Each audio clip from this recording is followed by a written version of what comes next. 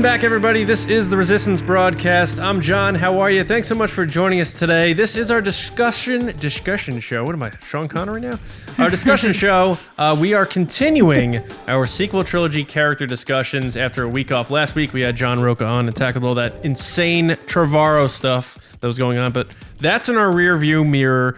The belonging we're seeking is not behind us, it's ahead, and we're talking about Rey Skywalker, as a matter of fact, and her arc from The Force Awakens through the Rise of Skywalker.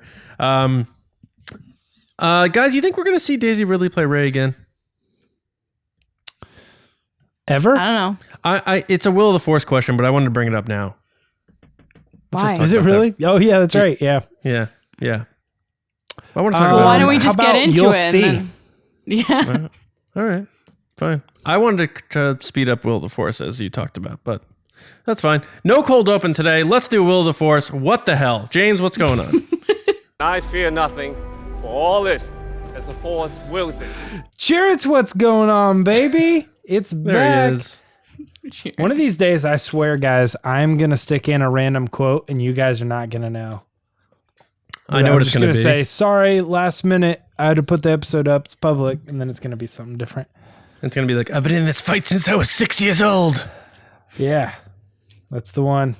I've been answering Will of the Force questions since I was 6 years old. All right. The first one is, and we talked privately, if you guys are interested in our Patreon, we did a whole thing on this, but we're going to do it on the show. The whole thing. A whole thing. I mean, a whole thing. Will Kevin Feige take over as the head of Lucasfilm when Kathleen Kennedy leaves? Lacey, I'm starting with you on this one. What do you think? Yes. Yes. I think he will. You think he will? I think that they're already hinting at it. I think he would be good at the job. I think at this point in time, I don't know who else would take over. So I'm going to default to yes. Yeah. John, what do you think on this? I know that on the behind the scenes thing, the Patreon thing, you said you'd be okay with it. Do you think it's going to happen, though? So Disney cherishes and values the properties that they own, the IPs. Star Wars is their second biggest. You don't mess around and take chances. So you do proven things. And Kevin Feige is a proven creative head, overseer of things in Marvel, very successful in terms of critically and financially. He's already within the company umbrella. They know how he operates. It's a no-brainer to me. So I think they need to make the right choice without fumbling and stumbling. So all signs point to Kevin and Devin Feige taking over Lucasfilm. Our patrons know what Inside I'm talking about. But yeah. No, I think he will. Kevin Feige. And I'm down. So yeah. So here's an interesting thing too. Kathleen Kennedy is the second most successful producer of all time.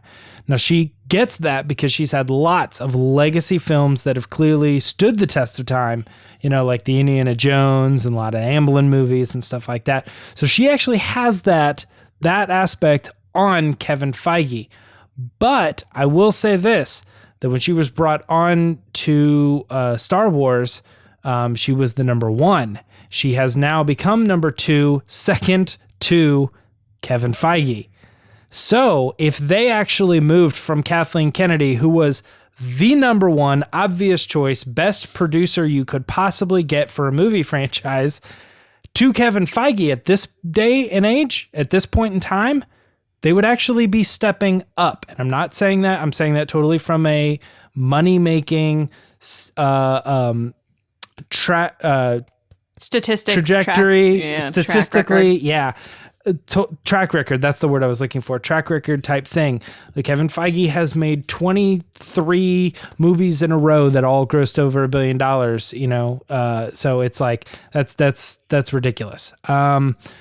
So yes, I think that there's a pretty good chance that could happen. So that's it. Yeah, I think that's a trifecta. Ding, ding, ding on the first question. But we got another one. And this one's coming from our newest Patreon general. So Front of the line, baby. General Michael Gaines is asking us, do you think there's room for parallel future Star Wars stories? So, for example, will we have Rey, Poe, and Finn and another thread of films happening during the same timeline, if you will? So, John, do you want to answer this question? What do you think? I don't think so. So if we're saying, down the line, we're going to revisit these three characters and they're going to tell us a new story, is there going to be another saga happening during that same time somewhere else in the galaxy? I don't think that's going to happen. I think they're going to dance around different eras for continuity reasons. It'd be a lot to say. I know, obviously, we're talking about Kevin Feige taking over, and he does that all the time where he's blending all these different stories in one timeline. But I think with Star Wars, it's a different type of storytelling, and I think it'd be kind of strange to have two sagas running concurrently that take place in the same timeline, but they're separate and they don't intertwine. That's strange to me from Star Wars. If they do it, great. But my thing with Star Wars is always, it's such an old franchise. If they haven't done it yet, I don't know that they will, because I think there's some things that keep the tree rooted to the ground with Star Wars. So until they do something, I always lean towards it's not going to happen. So I'm going to say it won't. I don't think this will happen. Lacey, what do you think? Yeah, I agree with John. I don't think they're going to do this because Marvel does this, where I think this is where the idea is coming from, is they have all these different movies that kind of happen in this timeline and intersect and stuff like that.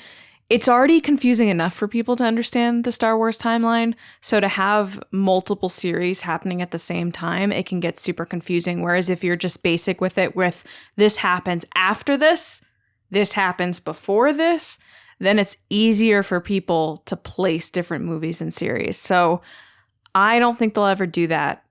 I can only see them doing a series that might lead into the next series, or they might take a break from obviously the episodic Rey, Finn, Poe stuff, and then have them come back later with a new character from another series. I could never see them running at the same time. That'd just be too confusing. Mm-hmm.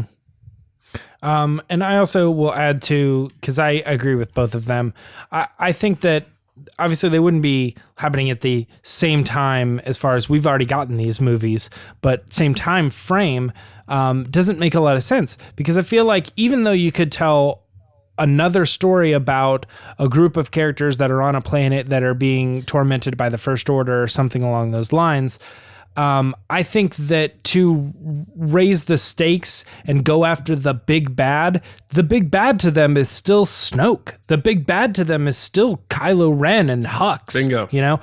And they'll never be able to really hold any weight if they successfully kill off the 14th highest First Order officer. Mm-hmm. It's not a great story. So I think what they really need to do is they just need to tell a time where if they really want to go like big and epic, that another time the whole galaxy was in peril and this small group of people were able to overcome that peril. It's not going to be, about trying to kill off the 14th highest, or something like that. Good point. All right. The next question is, will upcoming Star Wars projects that take place before The Mandalorian, chronologically, timeline-wise within that world, and the sequel trilogy as well, show Force healing? To just kind of give us an idea that existed before Baby Yoda and Rey and all this other stuff. So do we think that's going to be happening? Lacey, I think I'm starting with you on this one. What do you think? Yes, because Rey and Baby Yoda aren't the first people to have it, I'm assuming, because they're not the first people to have the Force or like these abilities. And it seems like Rey figured this out probably from the books she was reading that came from Luke Skywalker, that came from someone else. So if we're getting these movies that take place 400 years prior to things that we know of, I think they're going to have this be part of it. At some point, something's going to come up about it, or someone's going to use that ability that will be like, yes, that's how they learned about it. Because otherwise, at this point in time, Baby Yoda is the one that created that in the timeline. Yeah. It's the first time you've seen it. And that just, I don't know, it doesn't make sense to me that that's what would create that ability compared to someone like a Rey or another type of Jedi from long ago. Yeah. So there's something, I agree with you, Lacey. I'm totally with you. I will say though, that brings up something. What Luke has been writing books, because we've seen they've published. Are those his Luke's books or were those books that he found? I'm saying The Luke has sacred been Jedi writing texts. Yeah. I don't think he's been adding to the sacred Jedi texts, but I do think because we have a book, like an official Del Rey or something, that is like these are the notes and stories that Luke Skywalker has been telling. I clearly don't think there's anything in there about Baby Yoda, but it does raise the question that Luke could have written or in some way taught that to Rey because Baby Yoda did it. Sure. Like, don't forget, Luke Skywalker, Jedi Knight, free from the Empire, is running around in the Mandalorian times. Sure.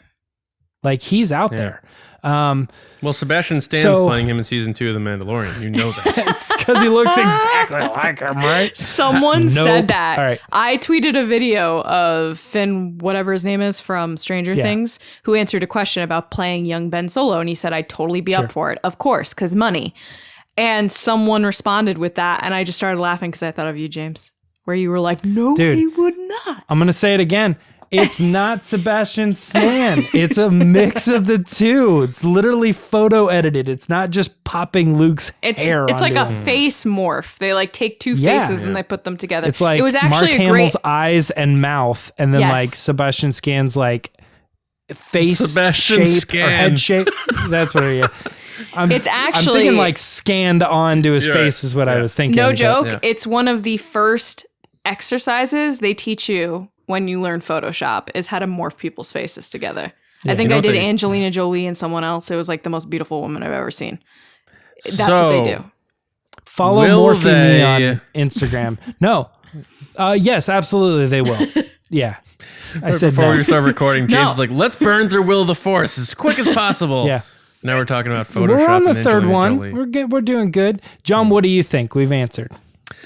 I think they will to quiet the, now all of a sudden Disney just creates this force healing thing. If you slap it back there, like Lacey said, and say, nope, the Jedi did this all along. You guys just didn't know about it. Then it's like, I can't get mad now because it precedes the thing and their heads explode. Yeah. And then the other thing's going to be, well, then how come Obi-Wan and Luke couldn't do it in the original trilogy? And it's like, well, then you can say when Obi-Wan puts his hand on Luke's head when he gets knocked out by the Tusken Raiders, does he kind of give him a little shot of ibuprofen or something via the Force? Maybe. But I think they will for all those reasons to quiet the you just made up Force powers thing, and also to, like you said, explore more of those ancient texts that Rey and they hammered home in the Rise of Skywalker. Again, JJ not undoing something that Ryan set up. She reads those books and studies them feverishly, and she knows them pretty well. So, isn't that the point, by the way, to just come up with new Force powers? Isn't that the point of these movies? Right, and we've had the discussion here. What's the limit and that sort of thing. But I wouldn't mind seeing this retroactively explored. Maybe when the Jedi were at the height of their powers, maybe it was a thing like they were like, "Boom, you're healed. Boom, you're healed. Boom, you're healed." Instead of essence, they're just shooting force They're shooting healing. heals. Yeah, healing everywhere. And not to drag it out, but I think someone's going to be mad if we don't mention that Palpatine says in The Rise of Skywalker, you're able to heal and do all this stuff because you're a dyad, something that hasn't happened for a long Centuries. time. Yeah, right. So it totally sets up that if they want to go back The and story tell group old was like, stories, throw that in there. Yeah, right. yeah, Say multiple centuries so we can be vague. Dyad. Yeah, right. It's like password. Yeah. The word is dyad. Yeah, like the script says. The script says 400 every time years. JJ's working on the movie, they're like, luminous. Right. Dyad. Yeah, right. They're like, Force healing. High Republic. Yeah, right. Like, all right. Next question is from another another patron from our Patreon. This one's from Commander Alexander Zukas, and Alex, or Alexander, I don't know which Alexander. one you actually prefer, wants to know, do you think we will eventually see remnant pockets of First Order forces trying to regain some sort of power as we see the remnants of the Empire post Return of the Jedi? So we've kind of seen that explored in... I always forget the name of it. Shattered Empire, I think, is the name of the book, comic series. What do you think, John? I don't think so. I think they're very strict on the fact that this is the end of that saga. If you sprinkle over the First Order as parts of your future antagonists, you're kind of dragging along the remnants of the Empire, which the First Order sprung from, and you're continuing that, where I think now that, well, James left, and that's okay. And now that you're continuing that sort of thing, it makes people concerned, like, are they going to bring Palpatine back again? Are they going to do this again? Are they going to do that again? I think there needs to be, and plus, Palpatine did the final order in Episode 9, so the First Order is even done by that point, because it's now the final order. So Imagine final order. So I don't think like It's the a Street Fighter Empire game, right? Max Turbo Special Edition. Yeah, I just don't think it's going to happen. Lacey, do you think that we're going to see First Order pockets? Absolutely not. I think they're done with that. Like John said, it made me think of like Photoshop files where you're like final underscore no, really the final. It would just be silly to have them stomping around, because it just seems uncreative. It's just like, okay, we're done. Let's move on. Let's do new stuff. This is where you wanted to be to start new stories. So let's get some new bad guys. I think they're going to do it. Really? Yeah. I think that if you tell me that 10 minutes after the Rise of Skywalker happened, every single First Order what's it called? What does Finn say? Enthusiast? That's not the right term. Man, I'm such a blank on terms tonight. But everybody who was for the First Order, supported them, or was in the First Order. Sympathizer? Yeah, I think that's it. Yeah, First Order sympathizer is just gone, like in an hour. Like, I think that's crazy. I think, and that's why I think Shattered Empire works and the Aftermath series and stuff, is because they said, yeah, the Empire just fell the day they broke up that Death Star. Well, except for there were people who were still around and still trying to hang on to that and didn't believe that the Emperor was actually dead. And they had to sort that stuff out. And I think that probably still exists. I think there are still people out there that are like, the First Order is not dead, or they believe that they're the final order and they're still trying to execute it. I think that's a real world thing, you know? I think that's very likely. So yeah, we'll see it, I bet. Sorry to break up the perfect gold run. Last question. Will we see Daisy Ridley back as Rey in a new set of Star Wars films by 2028, meaning the movie comes out that year? John, I don't know why you were so specific on this one and tried to jump ahead on it, but I'm going to let Lacey answer it before we get to you. What do you think, Lacey? I think we're going to see Daisy Ridley as Rey before 2028. So is it from now to 2028 or 2028? That's the year, 2028. Boom. It's gotta happen. By then. Yeah. Okay. So in other words, if 2028 is the end in terms of this question, so the movie would have to come out by 2028. Yes, we will. We absolutely will. They're not going to shelf Daisy Ridley for almost a decade. That'd be crazy. Bring her back. She's got plenty of time. And people love John, her. I'm anxious to hear what you got to say, but I'm going with a no on this. Well, then go ahead. Go ahead. Yeah, because I just don't think that... I think 10 years is not huge, considering you've spent, a lot longer before you brought back some of the other characters and stuff. So I think that 10 years might be a good chunk of time, but at the same time, I think that's like the minimum bare chunk of time. Because I don't want to see her back in 5 years because I'm like, it just feels like we're just picking right back up, you know? Right. I want to see her age a little bit and showcase that enough time has passed. So. Also, she has to have those kids, you know? What? She doesn't have to have kids. Oh my God.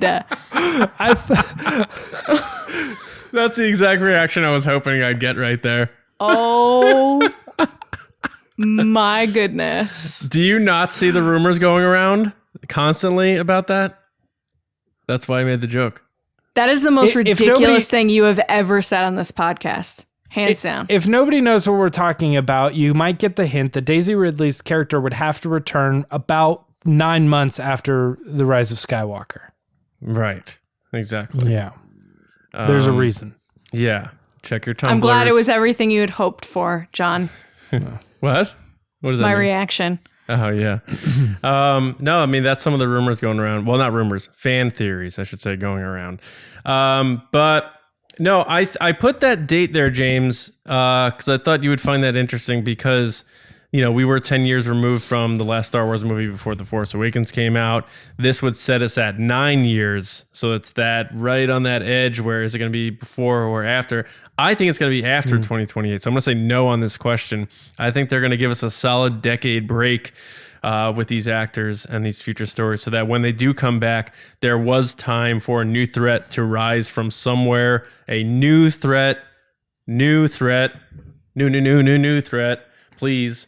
You mean the Final Order? So the final Palpatine team. Yeah. Everything that you're saying, The contingency not that. for the contingency. Not that, and then not that. Test Tube Snoke 2.0. Not that either. Because then you have 10 years that you can backfill with book stories and comics and stuff like that. Easy content made that way. But I think we'll see them in 2030. I think 2030 they'll be back. There'll be a new villain. We'll have our new established heroes that will start a new trilogy. I don't know if they'll call it episode 10 or what, but if 2028 is the bar set by this question, I'm going to say no, not by 2028. We're going to be so Alright. old. We're going to be so old. We still going to be doing But at this? least we'll be done with Will of the Force. Let's move on to the Patreon pod race. Lacey, take it away. That was the best segue ever. All right. All right. So, yeah, time for the Patreon. I'm still in shock that you said that, John.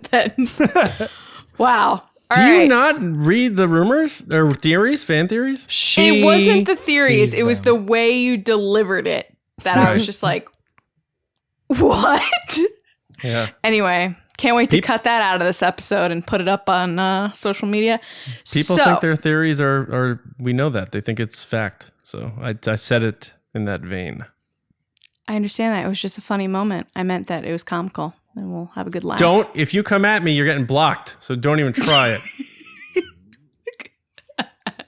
Is that true? Just blocked? I'm blocking everybody in 2020. The year of blocking. The year of blocking. All right. It's Blocktober, baby. So it's time for the Patreon pod race after all of that. I love how we started this episode being like, we're going to stay focused. It's not working. So the Patreon pod race, outside of watching and liking and subscribing and commenting numerous times on this video, there are other ways you can support us through Patreon, which is patreon.com/resistance broadcast. Starting at $2 a month, you can support us all the way up to the top tier. You get different access, handwritten notes from me. You get mini episodes. It's a great time. And our top tier, our generals, get to be a part of the show. So this week we have General Neil Lowry, and we asked him, what is your favorite scene or moment from The Rise of Skywalker? So Neil, take it away. My Resistance broadcast. My favourite sort of moment or scene in The Rise of Skywalker is probably a scene with General Pride and Palpatine about 3/4 into the movie, where Pride says that as he served Palpatine in the Empire, he will serve him now as his master. It's more of a look that Pride gave to the camera. Probably a great Richard E. Grant sort of hamming it up in a very subtle way, as he tends to do in his movies, and just another good reason why Richard E. Pride is a really good addition to this movie. I don't agree with the people that think he was a sort of surplus to requirements character that didn't need to be there. I think any sort of movie with Richard E. Grant is always elevated. Anyway, that's my thoughts on Rise of Skywalker. Oh, I did love the rest of the movie, by the way, but that's the scene that sort of struck out to me. May the Force be with you all. All right. Not what I expected, honestly. I did not expect you to say that, but I'm going to let John go first. John, what did you think about Neil's moment?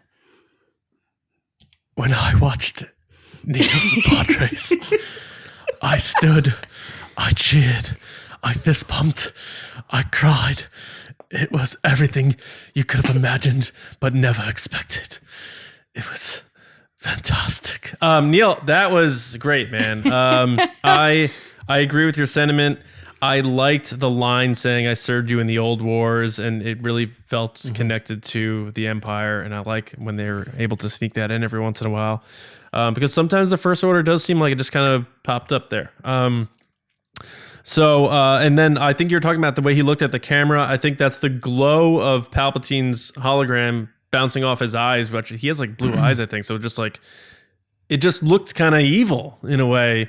I love that shot too. I'm surprised you picked it as well. But great job. And again, you're the general positivity for a reason. You know how to disagree politely and that sort of thing. And I think people can learn a lesson from how you portray yourself online, especially this day and age with Star Wars fans. So I want to thank you for being such a positive Star Wars fan. Thank you for being a general of TRB and always supporting us and promoting us. I can't thank you enough, man. And till next pod race, great job. James? I'm laughing because John's like, you're always disagree in a polite way, but I thought this was the most controversial our General Neil has been, because he's like, I've been hearing you people talk about how that was a wasted character. Nah, you don't get it. He's like, I'm loving this. He's like, misunderstood. You know what I mean? Like, It's a great character, totally has purpose in the movie. I love that. So yeah, positive in a very like fun, negative, controversial way. Yeah, a little bit. So yeah. Great one. Love the scene. And it's funny too, because it's very reminiscent to the whole like Anakin in front, or I should say Vader in front of, the hologram back. And I don't think people are really pulling that parallel of like, that's one of the best scenes from one of the greatest movies. You know what I mean? So you put that in this and you're trying to say that that's like a wasted character, and this guy's like sitting there like basically doing the same thing. Yes, master, and it's like, that's sweet. I love that. So, right. Yeah, Neil, this was a great moment, and it's funny, until I watched the side, it's one of those moments you don't immediately think of, but then when you do, you like think about how great it is. Richard has been wonderful through this whole process of this movie and promotion and everything. And I love how you described it as subtle hamming it up, because if there's one word to sum up Richard E. Grant, it would be ham. Like, he's just a ham. He's having the best time. And I love how he takes pictures with everybody. Like, he takes selfies with all the celebrities, and he's like loving his life. And I like to think jumping on my hotel bed. Right.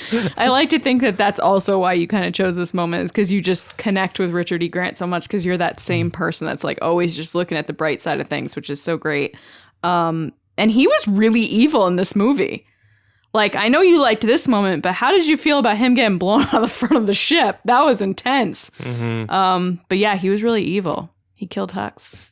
But this was a good moment. So thank you, Neil. Now we're going to head to John for the discussion about Rey, who doesn't have children. Obi-Wan once thought as you do. Not yet. They coming, though. Oh my God. All right, guys. When we met Rey, she was digging through an old Star Destroyer for parts to pay for her meal for the day, scrapping by on nothing but her will to survive and get by until her family returned. As we know, that never happened, but what did happen was Rey went on a journey of an awakening, becoming one of the most powerful Jedi ever. It is a remarkable story, knowing that you can come from nowhere with dark ties from your past, but still seek and find the light.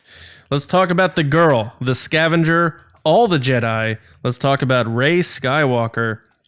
I'll kick things off just by saying it's a controversial choice in what JJ did to round out her character, but making her a Palpatine is a huge thing to me for two reasons. One, it kind of shows that where you come from doesn't determine your destiny. I think that is a great story to be told in Star Wars in a opposite way of kind of like the Skywalker royalty thing, where you're a Skywalker, you have the Skywalker blood, you're meant for greatness, whereas this is you're from evil, you're meant for darkness.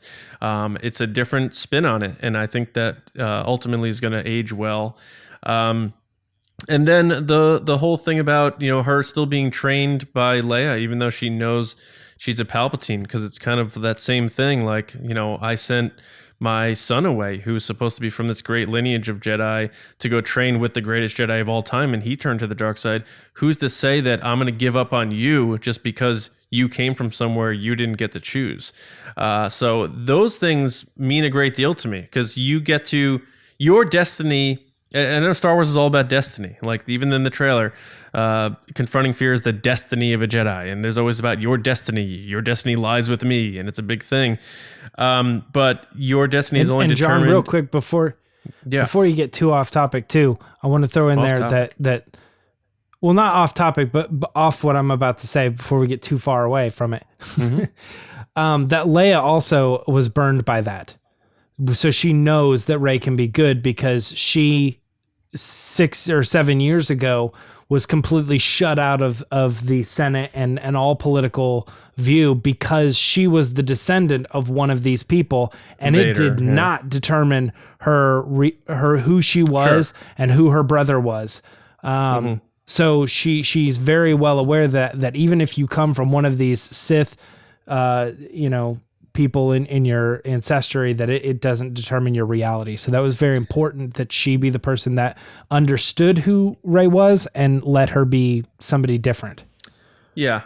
I mean, to close out my intro thought, basically you get to choose your own destiny, I guess, is my point. Yeah. So, I mean, we could talk about her from the beginning to now. It doesn't really matter. Just your guys' thoughts on the character now that we've seen her kind of take that journey. Lacey? I think that Rey has one of the best intros in the whole series, like the whole saga. When she opens the hatch and she's got the mask on, and obviously we knew from interviews and trailers and stuff that who it was, but if you were to go in fresh not knowing, you wouldn't know if she was a creature, an alien, or whoever underneath. And then for her to be kind of sliding down that side with the sand, and then she doesn't have enough water, and you get this sense of like dread of like, how is this girl here? How did she end up here by herself? And you see all the like little ticks on the wall. That's like one of the first things that I remembered from the movie, was when she's making little marks on the wall, and you're like, she has been here forever. Mm-hmm. And she's looking at the old woman who's been there, and she's like, that's going to be me. And there's this just sense of like, she's just looking for where she belongs, and she's waiting for her family. And you're like, oh, so this isn't like Luke, who's got a loving family that's like just being annoying. This is a girl that's literally by herself. And she's tough, and she's kind of rough around the edges. But then when she meets BB-8 and she meets Finn, you realize that she's, your typical Star Wars character. She's a little rough, but she's got a heart of gold, and she's willing to do the right thing and help other people, even if it means going out of her way to do it. I disagree a little bit with you, John, because I don't know how I feel about the whole Palpatine thing still. I haven't really, I understand it. I get it. I know why they went there. Yep. I don't know if I agree with it. I don't know if I like it. But I understand why they did it. Based on conversations we had previously, where in The Last Jedi, she goes to like more of a dark side. Right. I personally always wanted her to be a Kenobi, and watching TFA, I was like so sure that that's where they were going. Especially with the whole Force vision thing, and they have Obi-Wan talking to her. I was like, oh, this is where this is going. And then it totally took a left turn. But overall, the one of the reasons why I love TFA so much is because for me, it was a character that was strong in the Force, but that moment that she grabs the lightsaber is hands down one of the best moments in Star Wars. And it means so much to me as a woman that loves Star Wars, because everything up until then has been men with lightsabers and men kind of being the hero of the story. And this was the first time that it wasn't. And it meant a lot to me. And it was something that I waited for my whole life to see. And it was just really in cool live to know action, you mean? Yeah. Live action, yes. Live action. And it was just cool to know that little girls would be growing up with Rey as their hero. Mm-hmm. Not to say that they can't look at, Luke Skywalker too, but it's just different when you see yourself represented on screen. So that's why I really love Rey. But I don't know if I agree with where her journey goes. I haven't fully thought it through, but maybe we'll get there by the end of this conversation. Sure. I think that, the thing is, though, Lacey, I don't think there's any way we could get really to the end of the depth and layers that Rey has by the end of this conversation, because the girl's got more layers than a Pillsbury Grand. You know what I mean? Well, how long was that in your pocket? Yeah. About 10 seconds. No, literally that Pillsbury Grand that's in your pocket right now. Ew. Oh, that one? That's from lunch. Yeah. Oh, okay. Yeah.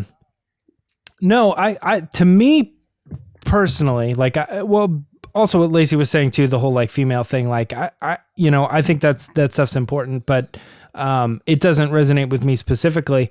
What I take away from Rey is that by the end of this journey, we actually got the best of both worlds. And I'm still trying to piece it together, like what Lacey was saying too. I wasn't really sure about the Palpatine thing, because I kind of like the idea of Rey from Nowhere. But the reasons I liked the idea of Rey from Nowhere was because I thought it was really cool that they were going to push that whole orphan thing. And I felt like there are tons of kids that don't have parents, and they need to find that journey too. And even since The Rise of Skywalker came out, there's a movie that I watched. I don't know if anybody's seen it, but it's called Instant Family. It's got Rose Byrne and Mark Wahlberg in it. And there's a lot of heart there, and they open up a lot of things about foster kids and orphan, kids and things like that. And I really liked that aspect of Rey, that despite the fact that she has no lineage, she was able to carve her path and make something of herself. And I felt like that story was important to Star Wars. Now that they've done the Rey Palpatine thing, my first thought was, well, they backtracked and threw all that stuff away. And they absolutely have not, because I still think it is important that even though this kid was orphaned and she found out that her parents were, let's say they were crack addicts or murderers or whatever, it doesn't matter how she got to the orphanage. She doesn't have to be that. And being adopted into a new family and starting a new family and starting her own heritage is still Rey from Nowhere. And her choosing that path is kind of what John was saying. And so I'm really coming down on the good side of, I like how they handled it, because we got both best of both worlds. She gets to be Rey from Nowhere. She also gets to be a person who was chosen by the Force because of her lineage. It's great. I like both aspects of that story. Yeah. And yeah. So that's it. Let's head on to Resistance Trend. No, I'm just kidding. John, what do you got? Anything to add to that? I want to, talk a little bit more about Rey's parents. I know they're not explored much in the movie because of time. Mm-hmm. Do we know their names? Have they announced their names? Steve Palpatine. Nope. And his wife. I don't know. But John's really there's numbers floating above his head. He's like, I can't think of a funny name. I can't think of a name at all. The actress is a famous actress, though. Rey's mom. Yeah. I mean, I think they both do work, but yeah. Man, I'm getting thrown off my tracks a lot here. Okay. So, Rey's dad, aka Sheev's son, abandoned that whole way. So he obviously knew where he came from, but he either hid away from it or hid themselves from Palpatine because they knew they were going to have this daughter and they didn't want to raise her that way. So they made a choice, which is the opposite of Anakin, where he made the choice to pursue the darkness, and look what happened. And in both end results, you end up with orphan kids. You have Luke on the farm, and then you have Rey in the desert. Obviously, Leia got adopted into the Organics, and that's one thing, but we're talking about the one kid here. But it's funny how there's two different paths there chosen, whereas Rey's dad, who's a lineage from darkness, chooses to abandon that. And then you have Anakin, who is chosen as the prophecy and the light one, and he chose to go to the darkness. So they kind of like crossed on different sides of the street and kind of like nodded to each other like, I'm going this way, I'm going this way. And both still ended up in a way where Luke's going to still find his journey, find his path, and Rey's going to find her journey, find her path. So it almost feels like, again, that word destiny, where no matter what would have happened, that would have turned into something for those characters. The Force awakened. It was an awakening across the galaxy, and it just happened it was going to happen anyway. The Force determines your destiny, I guess, in that sense. So, even though they weren't a big part of the movie, I do like that fact about her parents doing what they had to do for her, even if that meant their death. I think we skim over that a lot, and it might be the movie's fault for doing that to us, but I like that that's a part of it. If it was honestly, if it was just, yep, her parents were just drunk traders and they are in a desert somewhere, that doesn't do anything for me at all. So I like thinking about her parents and that sacrifice they made a lot more. Maybe they can explore that in a book and see, how they came to make those decisions. That could be interesting. I think that's a big part of this, because Star Wars is all about your parents and kids and each generation. And I think that gets overlooked a bit in The Rise of Skywalker, which makes me kind of like the whole Palpatine angle a bit more, because if you don't introduce that, yes, you could have introduced, oh, you know what, she was a Kenobi or something, then we know that whole story. But if you introduce it as they did with the Palpatine thing, it allows you that opportunity where you have these people make that choice to protect their daughter. I think that's huge. Yeah, that's fair. I don't know. I haven't really, I don't really like the Palpatine angle for Rey. I don't like that. I get it. I see the logical steps that were taken to get there. Mm-hmm. I just don't like it. And I don't really like that she took the Skywalker name either. Oh, I love it. It doesn't make sense to me. Why would she take that name? To honor? Why doesn't she? I was actually, I was reading the Wikipedia. Yeah. Sorry. Go ahead. Take her mom's name. I don't think she knows her mom's name, but we don't know fair. It. We proved that. Yeah. I was reading the Wikipedia today, and it says that she takes the name Skywalker because I forget how it's worded, but it's because Luke and Leia said it was cool. Like, I don't know exactly why the author of the Wikipedia article put it that way, because it's not like she's asking them a question and they're like thumbs up.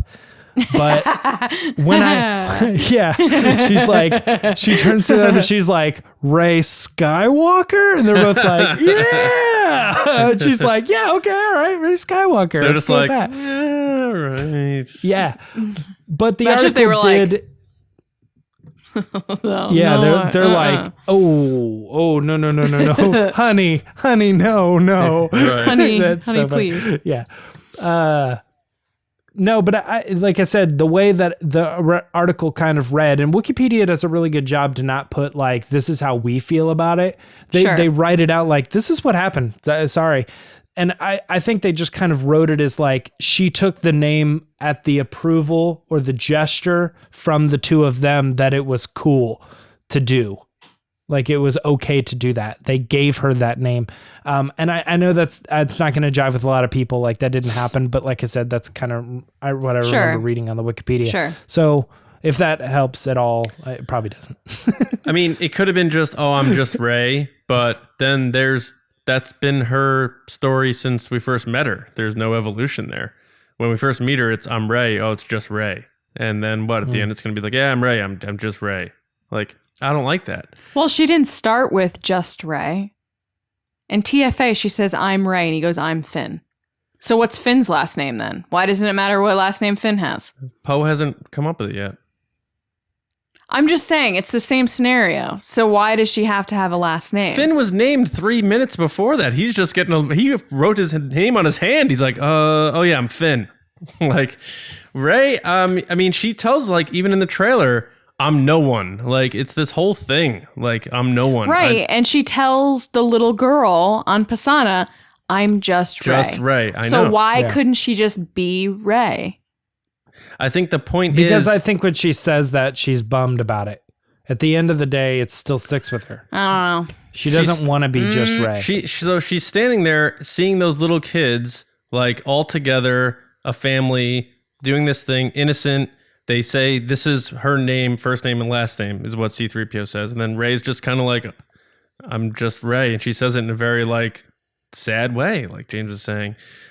She was looking for that family for so long, and then Luke and Leia kind of became her adopted parents in a way.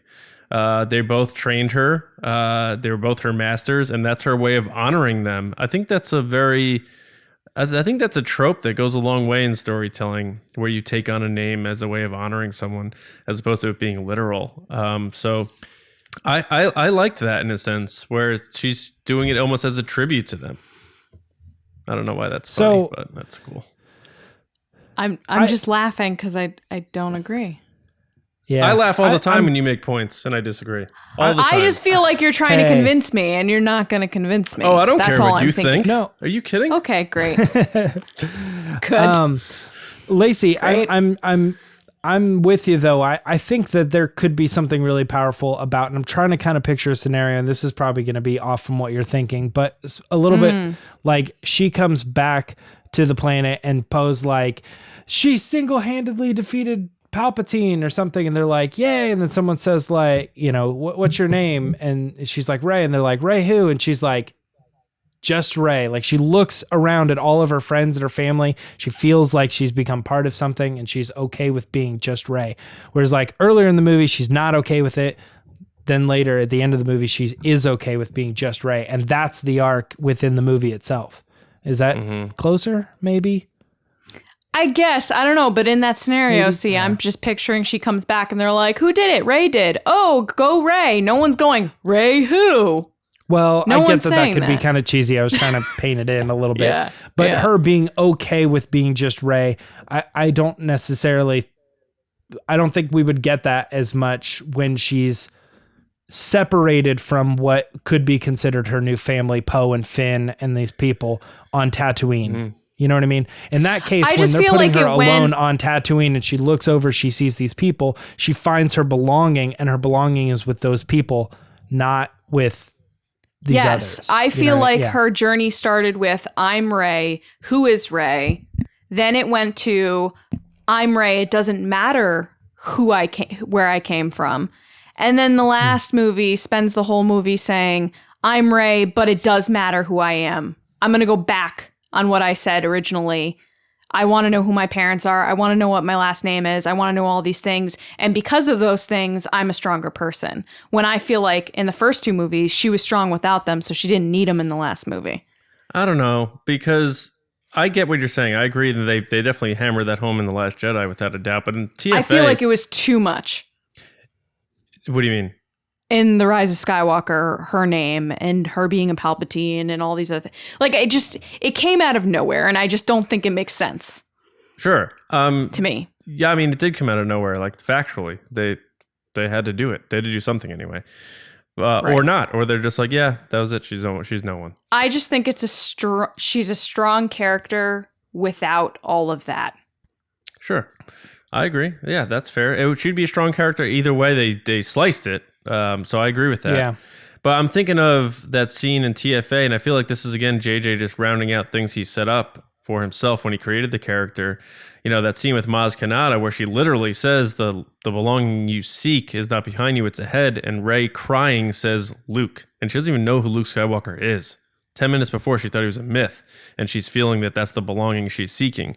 So for her to then, at the end of this whole journey, after having been trained by Luke, see Luke make that sacrifice, be trained by Leia, see Leia make that sacrifice. She wasn't really trained by Luke, though. What do you mean? Yes, she was. Not really. He chased her off the island and she left up against everything he said. The only training we ever saw her have was with Luke Skywalker on screen. No, well, no, because with Leia. We as saw well. with Leia. I mean, to that But- point, through her journey with Luke, he was the one who trained her. Right, but that statement that you just said, the belonging she seeks with Luke, she went to the island, he told her to leave, she tried to confront him about other things, and he said, don't leave, and she leaves without him. Then he dies. Then in the last movie, he shows up to be like, what are you doing for 2 minutes? That to me isn't a father figure. That to me isn't training. He just showed up to be part of the story to move her along. Do you see what I'm saying? So for her, her belonging isn't belonging with Luke. Her belonging is Finn and Poe. Her family. I wouldn't say Luke Skywalker is her family. He hasn't had enough of a relationship with her to be a family. I would say Leia is her family. Leia and not Luke? That's strange. Not Luke, no. That's interesting. She starts the whole Rise of Skywalker with, they won't talk to me. Well, she's trying to connect with all the voices of the dead Jedi. I think that's a little different. I understand your perspective, Lacey, on the like if Rey was looking at Luke and be like, yeah, that guy kind of sucked. But I also kind of look at it from the fact that Rey as a character changed Luke Skywalker's mind. So that relationship between the two of them was definitely there. In the sense that, like, you know, I'm gonna 3 lessons and we only see 2 on screen or whatever, but he teaches her about the past and the way things are going to go and what is this balance and why it is the way that it is. And right, but to argue like the belonging is with Luke, that's not true. Her belonging isn't with Luke. I think you're misunderstanding what I said. I just said she says that in The Force Awakens without even knowing who he is. Rey says the word Luke herself. I'm not making it up. I understand that. That's but all the way I'm you're saying. phrasing it doesn't make sense to me that would be the belonging that she seeks. At that moment, in that bar, in that basement, that was the belonging she seeks because that's what she said. Just that doesn't mean that's what happens. What happens after is different. But I'm saying in that moment, that's what her mind went to. The belonging you seek is ahead. She goes to Luke immediately. Yeah, this is a retrospect is 2020, but that line probably could have been better if she would have said, the belonging you seek is ahead, and she would have went Skywalker. Mm-hmm. Instead of specifying Luke, the belonging is the Skywalker lineage. Mm-hmm. That probably would have held better over the term, because we still probably would have taken that as Luke. We would have understood it at the time as Luke. Then when the last movie comes out, we would have been like, oh, it's bigger than Luke. It's like her whole belonging is Skywalker. But again, that's not really what they were. Yeah. But you've brought up that you think that if gun to your head, you think JJ was pointing her to be a Kenobi, yet he still wrote the belonging you seek is Luke, which to your point is then saying it's just the next step into finding what it is that is your belonging. Yeah, and also Luke is still a living person, whereas Kenobi was long gone. Yeah, I think everything did definitely get a bit muddled for Rey, but I think to round it out again, I think JJ is made it clear that he intended for her to not be a nobody. I think we all agree with that. So I don't think he ever had any intentions from first draft to final draft of making her a nobody. I think he was trying to figure out what to do with her based on what Ryan did. And I think he's like, I want to make her connected to somebody in some way. What's an organic, original way for me to do it? So I'm not called a rehasher. You know, he's not going to pop up and be like, yeah, she's Luke's daughter. And everyone just like rolls their eyes and throws up in the theater. Like, he could have probably still done the Kenobi thing. Though, again, I think The Last Jedi makes that very problematic because she had dark side tendencies and instincts that would not make sense for me for Kenobi. So I think JJ looked at The Last Jedi and how Rey was as a character. She had a lot of anger, a lot of aggression. Her Force visions were all going straight to the dark. It made Luke more fearful than when he saw Ben Solo do it. That JJ and Terry were like, what makes sense here? Palpatine. So I think when people are like, oh, JJ just threw that out of nowhere, it's like, well, it's either she's a nobody or she's somebody, and based on what was set up that makes sense from a story perspective, that makes the most sense. And I have to, I agree with the decision, but I completely understand why people are like, don't like it. So I get it.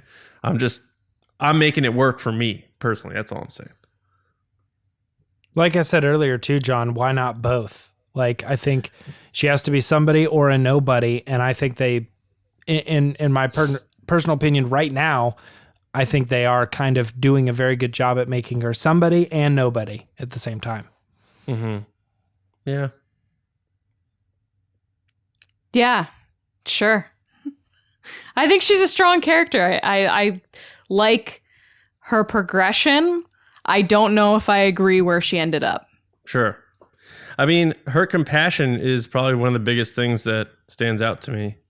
Her care for all of her friends, that sort of thing, even from the very beginning. But I think that's challenged in The Rise of Skywalker, because there are times that she turns away from that. You think so? No. From her friends? Yeah. Yeah, when she's like, I got to take this alone. I got to do this alone. I think that was her protecting them. Yes, correct. I think the more she was worried about what was going on in her life, she was like pushing Finn away because she was becoming this thing that she was scared. I saw myself standing next to him on the throne, and she was conflicted because she didn't want to hurt her friends. That's she how was I felt. afraid Yeah. of betraying them and killing them and having bad things happen to them. They were so important to her that that's what was tearing her apart. Yeah, that's kind of how I saw it too. And they're like, no, we're going with you. We're in this no matter what. And she's like, wow, these people are my family and that sort of thing. And that was a big moment too. But something about Rey's character, I'm glad that they didn't try to dabble with turning her too much to the dark. I think her wanting that belonging and stuff like that made her really empathetic to a lot of people who she saw herself in. Like Lacey, you bring up with the BB-8, the droid's not for sale sort of thing. And how she meets Finn and he's this like nobody too, and she draws herself to him, and she even finds herself a little bit in Han Solo. Like, look at this old man, and what does he have? He has nothing to show for it because he lived his life as kind of like this solo sort of, no pun intended, like renegade sort of thing. So just from like The Force Awakens, what was set up through The Last Jedi, which I feel like anytime I think about The Last Jedi with Rey, I don't know about you guys, I just think about her and Kylo Ren. So I don't know if that took away from her like her individual development for me. I just think about their kind of that connection there. And then the Rise of Skywalker, I keep saying this, I think the three of them together and their relationships is what carried the movie for me. So I don't know, Rey's compassion stands out more to me than any of her Jedi powers, and maybe that's them being able to bring out the humanity in a character. And I think maybe that's what makes me connect with her on like a human story type of level. Yeah. James, anything to add? It is funny to me that when I think about Rey as a character, I don't think of her as a pilot. I don't think of her as a mechanic. I almost don't even think of her as a Jedi. I think of her as someone like Poe or Finn, who's just a normal person and has been yanked into this whole thing. In a weird way, almost like I know she's searching for that belonging, but sometimes I think that she has this like kind of like, I just want to go back to Jakku sort of aspect about her. And yet I wouldn't say the Force, but I guess it's Star Wars, the Force is saying, get off of that, get moving, like pushing her along. That's cool. And so sometimes I think of Rey as a kind of a reluctant character, and that's also a little bit what's neat about Luke, as well. Like we like that story because he was just a kid who was a nobody, and then something, the bigger story crashes down on him and is like, look, Kylo Ren is trying to tell her, you have no part in this story, and it's like, wrong. You are front and center, baby. You you don't even realize how important you are in this story. So I I think that's really cool, and that goes back to that whole like the classic Star Wars. I'm a nobody, never mind, I'm a somebody kind of thing. Yeah. Well, her end game for her character or not, I mean, obviously she's been an important character, like Lacey said. So, Lacey, why don't you close us out with your final thoughts on Rey as a character? There's been a lot in this conversation. Hey, this is how I felt with Poe. I was like, I have things to say about Poe. I just feel like we've talked so much, but we haven't talked at all about Kylo Ren and her. And I feel like you can't talk about Rey without talking about Kylo Ren.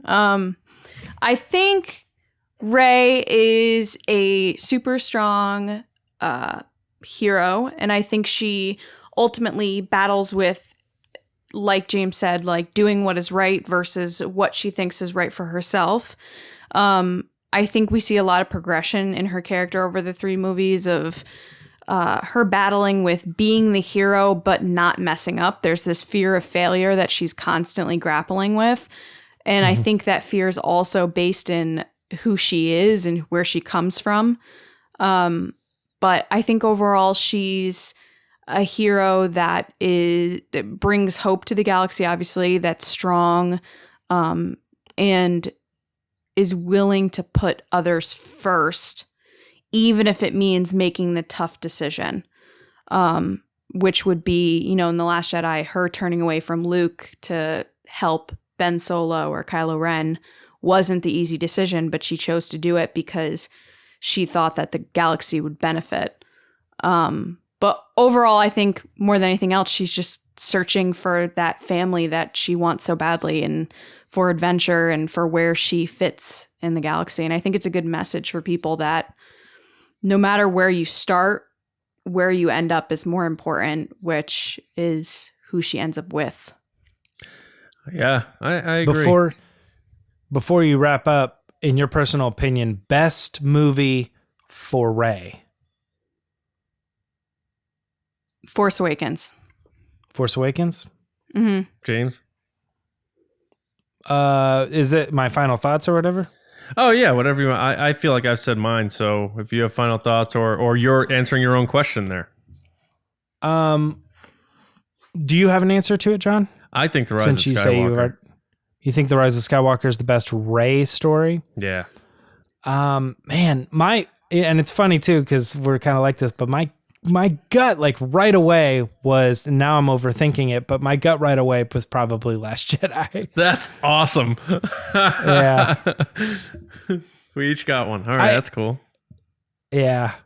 I think that's the big swap for her. But I don't know. Yeah, she has that in Skywalker too. I don't know. Final thoughts on Rey. Yeah, I think you're right, Lacey. Like I said at the very beginning, there's a lot that goes into Rey. She has all these layers, all these different levels of things about her and her relationship with different people. Like how do you move forward not talking about her relationship with Finn too, and it's like we barely even touch on that stuff. But yeah, definitely Kylo Ren is a big one. And the future of Rey is another big one too, which we don't really have time to talk about. Maybe in another episode, we'll talk about what we think she's doing on either Tatooine or with the rest of her life, being free from the First Order and her heritage hangups and all this other stuff. So there's so much more to Rey that we haven't even touched on. You know what I mean? Just the same way as there's more stories to tell with Luke. He wasn't honky-dory for the rest of his life after Return of the Jedi. Yeah, that's fair. And I think next week when we do Kylo Ren's discussion, she'll probably... that's where we'll probably tackle both of them. That's the first me and Lacey have heard of that. Well, we were going to do all 4, and if we did 3 of them, so process of elimination, I guess. Were we doing all 4? Yeah. But anyway, what's good is 3? We're going to have plenty of discussions to have in the future, so I think revisiting Rey, like you said, there's a lot of things we didn't even get to touch yet. So we can obviously, we're not limited to 40 minutes on just Rey, and that's it. Like we did with the Trevorrow scripts. We can go back and talk more about Rey in the future, which I want to, because we didn't really touch on much. But yeah, next week, thinking Kylo Ren discussion, so we'll do that there. But now it is time for Resistance transmissions. And Lacey is going to try not to laugh and get through these wonderful tweets from you guys. Lacey? Do you really not me? You don't want me to laugh? I'll try if you want. No, I think the goal is for you to laugh, right? Yeah. Guys, it's time for Resistance Transmissions. So, the way that this works is every week, John puts up a crazy, wacky situation on Twitter, and you guys give your answers. And then I read them live. I don't know what any of this is. And sometimes it backfires on me, and John writes something that's not funny at all, and then I just look like an idiot. So we'll see how this goes. Oh. I see an inside joke right away. We'll Okay. The situation is General Pride, having just killed Traitor Hux, is in Hux's office looking around. He finds Hux's famous diary. Okay. Pride embraces the chance to write an entry to Hux on the final page. What did he write? So obviously, Neil, you've inspired this somehow with your answer without even knowing it. All right. First up is Neil Marriott at Kidda1708, and he wrote Phasma New.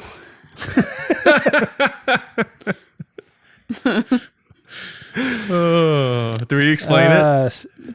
I say if you want to know that one, go back and listen to our Best of Resistance Transmissions episode that we did, and you will know. Phasma Yes. Just as New. Phasma. If just you're a as diehard Phasma New. TRB fan, you'll know what Phasma New means. Joey Sack at Joey Sack said, Dear Hux, you thought only Phasma noticed what happened I knew this was going to happen. during your speech on Starkiller Base. You were wrong. Just as I knew you were a traitor, I was all too aware the state of your trousers. Where do you think the fresh pair of trousers in your quarters came from? Dash Pride. Again, go back. Had to pair those up. Next is Adam Odell at Odell Adam. And he said, Dear Hux, hashtag make Solo 2 happen. Sincerely, General Pride. Nice. Odell knows how to get on Resistance Transmission. Yeah. Next is Alex Zukas at Zubaka. Love that. He said, Information Officer, Lacey Killeran, hands Pride a pen.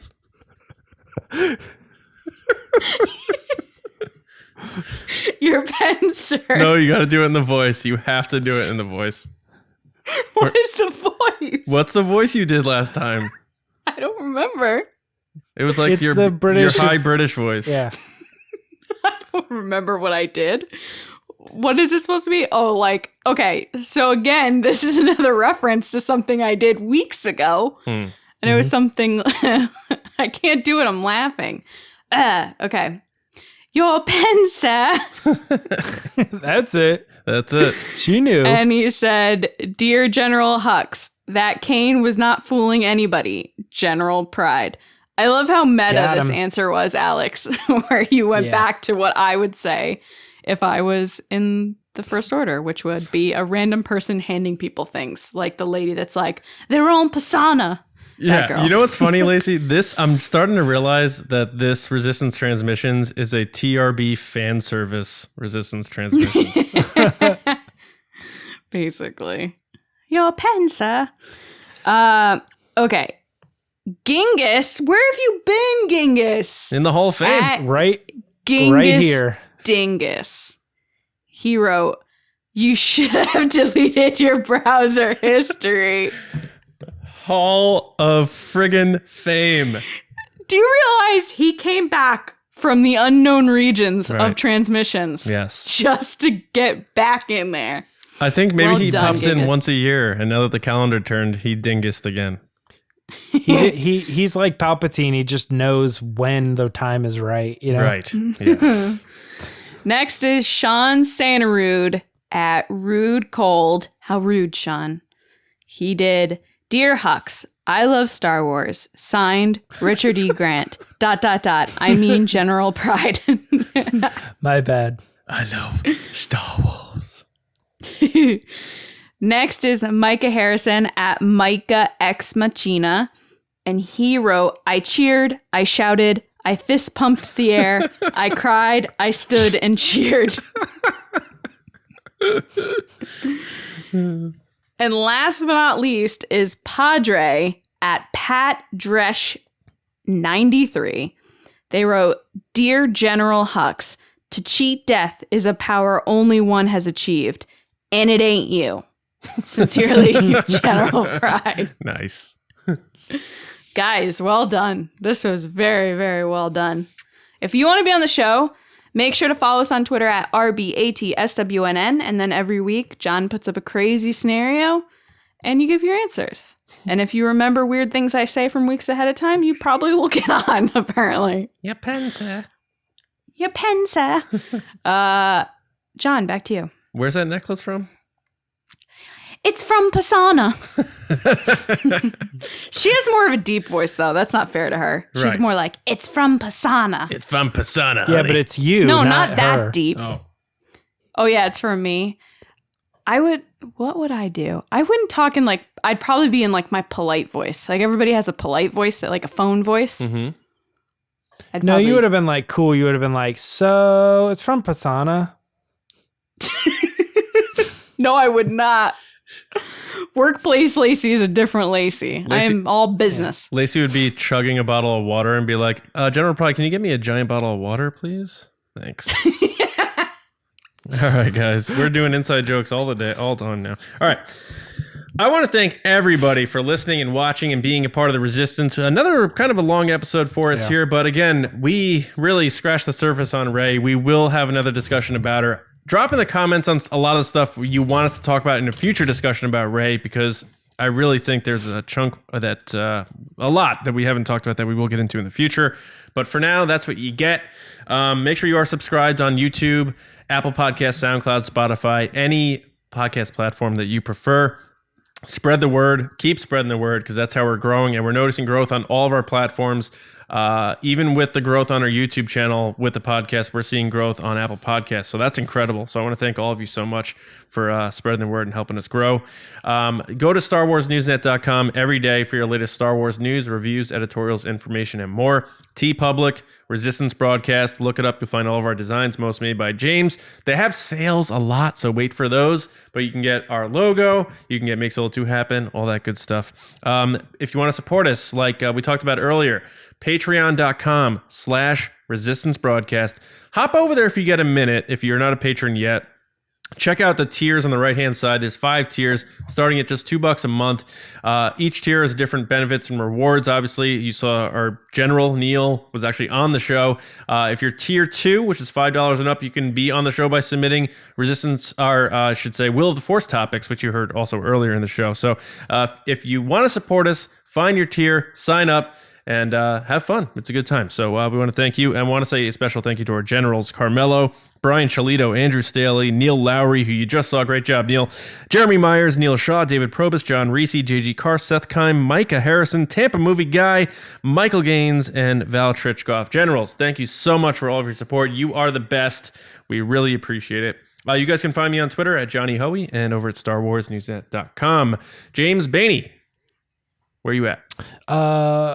Instagram and Twitter at Myra Trunks. Nice, man. Lacey. You could find me on Twitter and Instagram, sir, Nice. at Lacey Gillerin. There it is. Can you maybe... That's Dobby. That's a very Dobby the house elf voice. Yeah, kind of. I wonder if we should do a bet in the future where if you lose the bet, I'm a house elf. you do a full episode in that voice. You're making a lot of bets that affect my episodes and none that affect your episodes. Everything affects my episodes. That's the problem. John never says that if he loses that bet, he has to do the whole episode in the Dobby is high a free English elf. voice. Richard E. Grant Yeah. voice. Oh, that would get old. Like The base is open. that would get old so quick. All right. Yeah, Well, I think we would force you to stop. listen, guys, this is the end of the show, and I hope everyone has a. We should do a game where we Not the end of the pick show. people to do impressions. Pick people. Like each one of us pick Like kind of like charades, but with impressions. So I can say, Lacey, do an impression of Salacious Crumb, and you have to do it. Yeah, I can't do that though. But then you don't get a point. The person gets a point Interesting. or something. I Yeah, don't so know. it'd be more like Lacey's picking like Salacious Crumb, and we have to guess it. She only gets a point. Well, that If would we be dumb. guess I was it? gonna I say don't she know. only We have gets to think it. Yeah, about if we We're guess it. brainstorming live. Yeah, This we're is how it brainstorming works. Live live right brainstorm. now. Yeah. Well, we were talking about doing more segments, so stay tuned because we are always thinking of More segments, sir. doing more fun things on the podcast. Segments from Pisana. It's from Pisana. Guys, listen to me right now. Enjoy your weekends. And is it Super Bowl this Sunday? Am I off base here? I don't know if it is. It is. I don't know. It Derek is? Yeager. If it's Or Super not Bowl Derek- this Sunday, Derek enjoy. Yeager. Derek What's his Yeager? name? Derek Jeter. Yeah, that's what I was going for. But I mixed him with Jarek Yeager. Derek his name? Yeager. Now I'm all confused. What's the guy's name from Resistance? His name is... Jaeger? I thought it was Yeager. Is his name Yeager? I think it's Yeager. Yeager? Yeah. Now I'm blanking. I know it, but I can't think It's of it Yeager. because we're in this moment. That right now. Derek Yeager in the Hall of Fame. Yeah, it's Yeager. All right, guys. It is the Super Bowl this coming Sunday, so a lot of you are going to be playing hooky on Monday, which means you'll be able to listen to us all day when we have a new episode. But until then, enjoy your wings, enjoy your football. If you don't like sports, go listen to all of our stuff. What the heck? Go watch a Star sports. Wars movie. Go see The Rise of Skywalker again. All right? We got to beat Rogue One. I'm just kidding. Jarek Yeager. Jarek Yeager. Guys, we'll see you on Monday morning with another episode right here on the Resistance broadcast. See you around, kids. It's the resistance.